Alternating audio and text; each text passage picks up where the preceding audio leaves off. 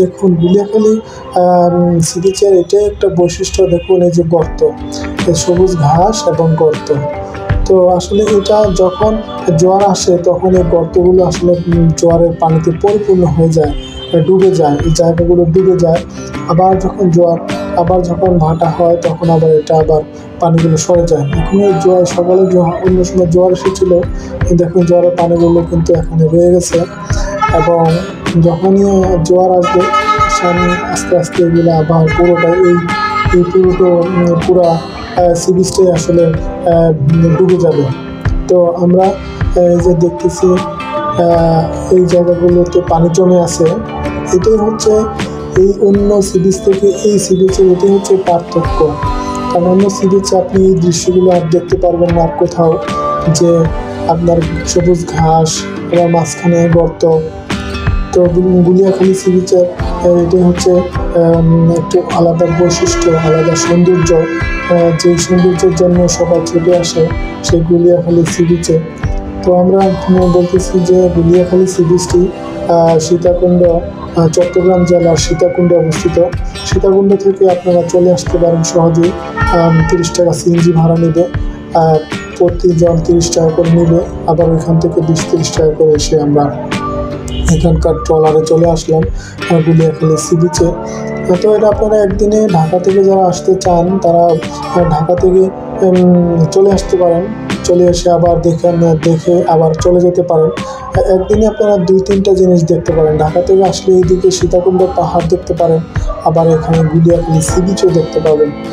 তো আসলে দেখুন কত সুন্দর লাগতেছে যে এগুলো আস্তে আস্তে ডুবে যাচ্ছে, এই পাশের এগুলো ডুবে যাচ্ছে এবং দূরে দেখুন অনেক ঝাউবনে ডুবে যাচ্ছে। জোয়ার আসতেছে, জোয়ারের কারণে হয়তো জোয়ার আসলে এগুলো সবগুলোই আস্তে আস্তে ডুবে যায়। আবার যখন জোয়ার চলে যায় এগুলোই আবার ভেসে যায়। এই হচ্ছে এই সি বিচের প্রধান বৈশিষ্ট্য। আর এই বৈশিষ্ট্যের কারণেই পর্যটকরা ছুটে আসে এই গুলিয়াখালী সি বিচে। দেখুন জোয়ার আসতেছে, জোয়ার আসার অনেক লোক এখানে দেখতে এসেছে। তো সময় বাড়ার সাথে সাথে এই যে দেখুন জোয়ারে যে সামনের অংশটুকু গাছগুলো আস্তে আস্তে এই যে পানি ঢুকতেছে, দেখেন প্রতিটা ক্যানেলে পানি বাড়তেছে এবং একসময় এগুলো ডুবে যাবে। এই দেখুন জোয়ার আসতেছে, আস্তে আস্তে ক্যানেলগুলো ডুবে যাচ্ছে। সমুদ্রের উত্তাল ঢেউয়ের মধ্যে দেখুন আস্তে আস্তে সমুদ্রের উত্তাল ঢেউ এসে আছড়ে পড়ছে সেই গুলিয়াখালী সি বিচের। এই যে দেখুন এই যে গর্তের মধ্যে পানি ঢুকতেছে, এই যে আস্তে আস্তে সেই গর্তগুলো পানিতে পরিপূর্ণ হয়ে যাচ্ছে। তো এটাই হচ্ছে অন্য সি বিচ থেকে এই সি বিচের একটি পার্থক্য।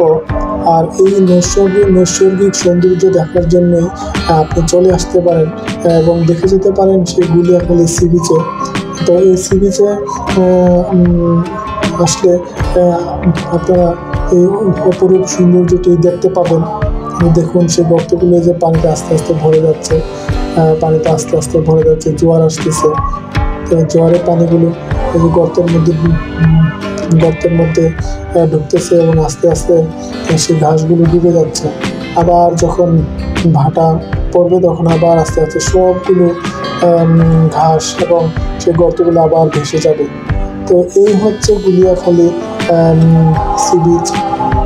আপনারা দেখতে থাকুন, উপভোগ করতে থাকুন গুলিয়াখালী সি বিচের দৃশ্য। আমরা আছি আপনাদের সাথে।